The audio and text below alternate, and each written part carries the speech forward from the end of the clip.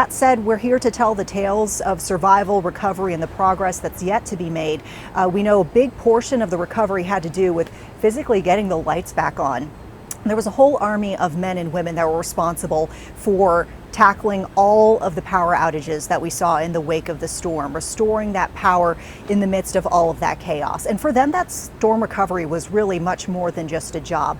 WCNC Charlotte's Anna King spoke with some of those folks, taking us back to the scenes of that destruction in order to tell the story through their eyes.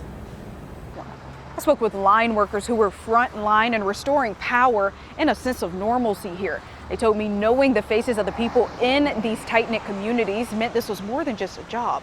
This was personal. Oh no, this concrete block. I'm not going to forget it. I'm not going to forget it. 1 year ago, Hurricane Helene brought a level of destruction few were prepared for. Duke Energy line crews were among the first to respond. The damage was overwhelming. Major roadways just gone. Tree damage, like I said, is just huge. Major flooding, houses just gone.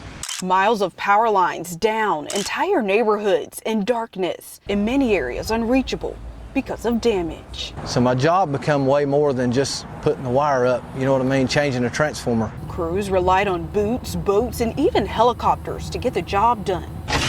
And for many line workers, this wasn't just a work site. When it's your people and the folks you go to church with and the families that you've been around all your life, it changed everything for me. They worked day and night for weeks on end. We worked 19 doubles in a row, and you know, and they said, you've got to take a day off. We have to take a day off after 29 days. We didn't want to take a day off. We still had customers that we could get to. And for many, like Tyler Nichols, even going home offered a little relief. Just going to work every day and then having to come home to no power was an experience, but I mean, I look at it as everybody else was dealing with it too, so I mean, I'm in the same boat as everybody else during that period of time. A year later, much of what was broken has been rebuilt, but the memories still stick.